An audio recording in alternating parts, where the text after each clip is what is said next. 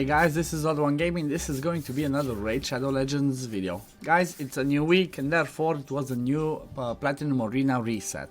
As I've been doing for the last few weeks, I have recorded again my Plat push to show you all how I've done, what I've done good, what I've done bad, and this week, compared to the previous weeks, it was a little bit different. There was some bad decision on my part. I was a bit sleepy. I had a busy weekend, so I wasn't as focused, but the outcome was honestly quite surprising. So let's have a look exactly how this one worked out. So when I started pushing, I was already at the entrance of Platinum. It's like 11 minutes to go, so let me just move myself on this side. So I started with the basic one, like an anti-speed one, said okay, let's see how this one goes. This one was a bit tricky. It's like, okay, who's gonna be the fastest? I tried to push, but to win this, I have no idea if this is the one that I already started losing or the next one. Okay, this one was fine, but after this one I have no idea what I've started doing. I started to get quite a few losses because of either bad RNG or bad fight choices from my side. So it was really weird. I don't know what happened. It was, I think either I wasn't paying attention or was doing something wrong. Like this one with the Cardial team, this one should have been honestly quite a pretty easy win, even though everybody had reaction. What's her name? Raglan resisted the lockout from Warlord, so from there she kept healing everybody and basically cleansing, so therefore my Trunda didn't have enough firepower. Like I A2'd the Lydia there, but still that wasn't enough. Like because he revived himself, as you saw, I had no other choice. So he revived himself, he killed my Trunda, then Raglan because she resisted my Warlord, and she has a 2-turn cooldown revive. She revived the Lydia, and then when my Duchess tried to revive Lydia, revived the Cardial. So everything just went south. Honestly, this was a pretty annoying one. I don't remember if I win this. I think I actually end up losing it. Honestly, I really don't remember what happened. I think I actually lost it, or I clutched it, but for later. Like I said, I don't remember 100%. It was really tricky and was really hard this week because, okay, so I lost it. I just got one shot there, and as you see, I was already like what, 13 points out of Plat. And if that wasn't enough, guess what happened next? I tried this one, said okay, let me see, I might be faster than the Warlord. Boom, the Warlord was faster than me and got locked out. And guys, if something like this ever happened when you push, if Warlord locks you out, just leave the battle, because otherwise it's gonna take at least 1.5 to 2 minutes if you might have a shot at winning. So instead of doing that, you're better off just doing what I do, instantly leave, lose the fight, and come back to another one. As you see, I'm already 20 points out. Then I took this one. I don't remember if I lost this one as well. I know I had a bad run of just losing all offenses and getting hit in defense as well. Okay, so this one actually worked a little bit better. I don't remember if I actually one-shot. I think on this one as well, I don't end up one-shotting them. I think I tried to kill her, but that doesn't happen. I think she procs with parry. Oh, no, okay, this was one of the good ones. And then I look at my defense, as you see, I got like 2 hits in a row. I'm already almost 30 points outside of Plat with 8 minutes to go. This was extremely tricky. I go into the next one, same thing. I take my anti-slow team, because here basically their only threat is Rotos. Everybody else is tanky, and like Sifu was fast to buff up, but they have no lockout or nothing to like control me. I don't know, like a Warlord or a Hedgie or a Kaimar. So I always take, even if they go ahead and put all their buffs, I'm fine, because I come with my Madame and try to strip them all, and usually I manage to do that. This was a quick 9-second fight. I'm still 20 points out. Then here, I think I did the same mistake. I think I get in here and I get resisted, or something happened with this one. This one took me quite a while as well. Yeah, I should have not used A3 with my Trunda there. That was my mistake, because basically I used A3 with my Trunda. There's no decreased defense and weaken, and the reactions weren't procced. So in a situation like that, you're better off to just go in A1 with your Trunda or whoever your nuker is. Let them have a turn, and then try to do A3 or A2. Here I selected Necro because he was the one with the highest HP, apart from Orsaga, and try to kill them off, but it was enough. And I think this one, because every time you crit, every time you crit with your nuker, most of the defensive champions will have Cycle of Revenge, which is the support mastery that has a 50% chance of gaining 15% turn meter every time an ally is hit by a critical hit. So because of that, even though my warlord was faster, his warlord kept getting turn meter every time I Trunda crits. Therefore, this is what's gonna happen. Let me see it now. Yep, his warlord gets in front of mine and locks me out. This is something that made me, after 40 seconds, which 40 seconds is a lot to just get locked out and have 3 alive. It was too much for me to still wait. My warlord didn't have the lockout because he got locked out. The Duchess had the revive, so that's why I decided to leave after 40 seconds. This is one of the things I've seen most, and I've been taught myself. If you are locked out by a warlord, just back out. Doesn't matter, back out and get in another fight. So I think I was, let me see. Okay, now this one, yeah, so as you see, I'm again almost 30, what is this, 26, 27, so I'm like 3 or 4 fights out again, 8 minutes in, and things got complicated. I think I started panicking, honestly.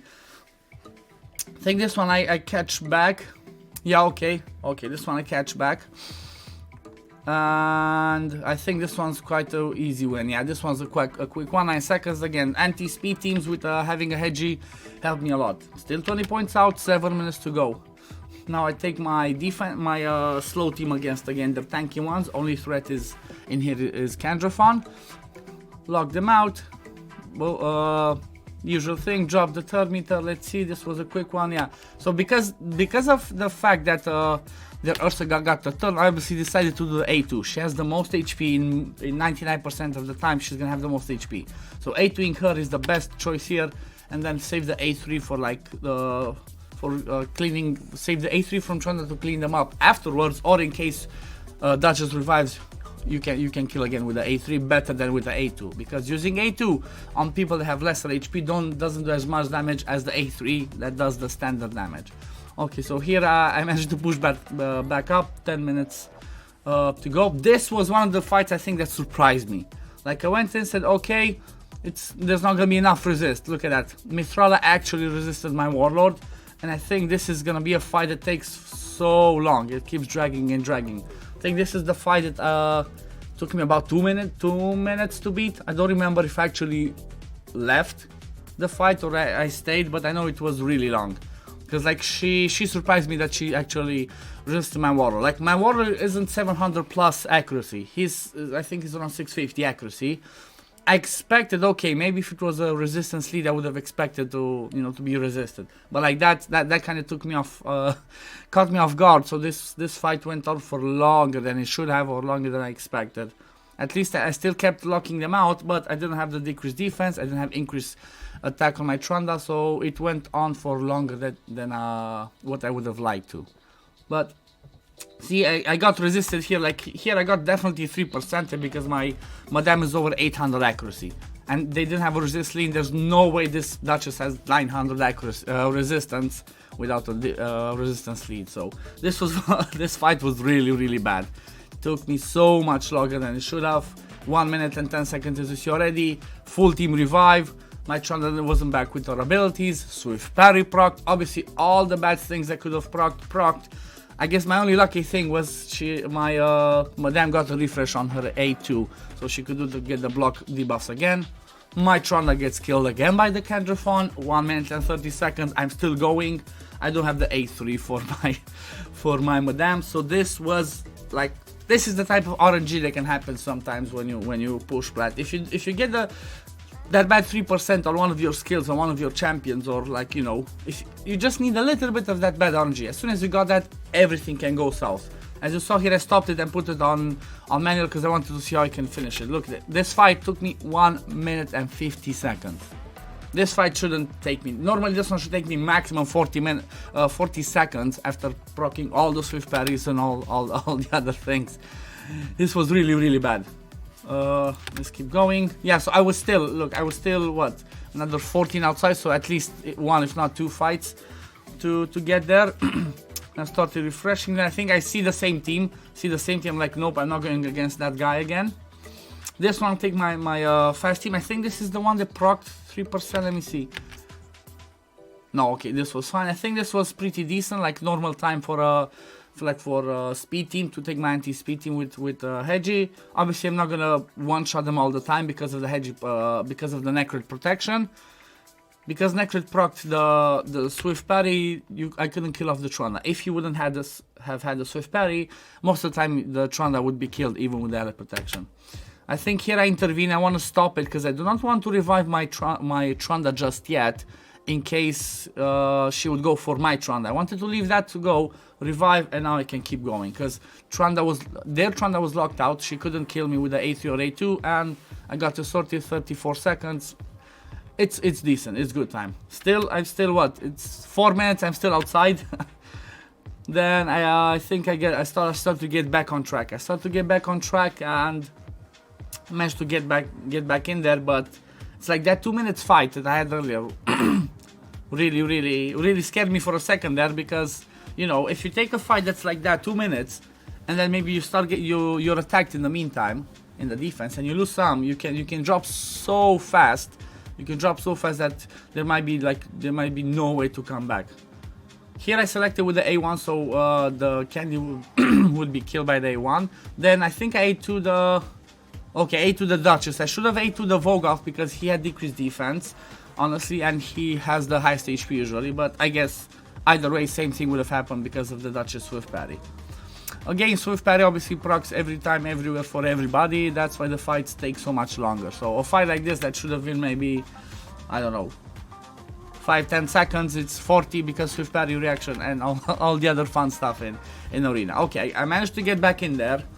Now I picked this speed team again. This one's pretty easy. A1 in there and just put it on auto, because as soon as I push the turn meter back I can put it on auto because I have the preset set right, so whatever happens, unless I get bad RNG, I should easily win this. This one's what, 15 seconds fight. Okay, I'm still in there. Then I think there was one that I actually got, like my Hedgia has 21% crit rate. He should rarely, if not never, land a crit. I think this was, no, this was not the one. I think I got a fight here or two that were like, my Hedgia actually crit, and because he crit, I procced somebody's Cycle of Revenge. They jumped in front of me and just lost the fight. Obviously I went back in to one of those fights and I won it in 7 seconds. I'm curious, I don't remember if it's actually in this one, but that can be something really tricky that again can screw you over your push, you know. Because if you get something like that, that could be the end of your Plat reset push. Okay, I think this was the one, honestly. Let me see. I'm curious because I remember I did one. Okay, look at that. See, my Hedgie crit, 21% crit rate. I went for the A1 there. He crit the Kaimar proc Cycle of Revenge. Let me just go again to show you. This is the most annoying one. This is the most annoying thing that can happen. So if we look at the turn meters, I think he had the furthest one. I didn't see well. This was my mistake. I should have A1'd him. But still, I A1 on the Warlord. Crit, you see booster meter. That booster meter is, like I said, from the mastery. Let me actually show you exactly the mastery that I'm talking about. So in case people that don't do this regularly know what I'm talking about, it's this one, Cycle of Revenge.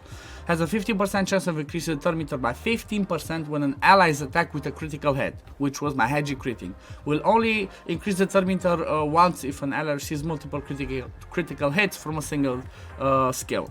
So basically, because my Hedgie crit on the A1 there, Kaimar got that proc, I got locked out, I had to leave 5 seconds. And guess what? I go back in, do the same thing, and I think that one's like a 7-second wins. But imagine this. Imagine you take this fight in the last second, you get locked out, you have to leave.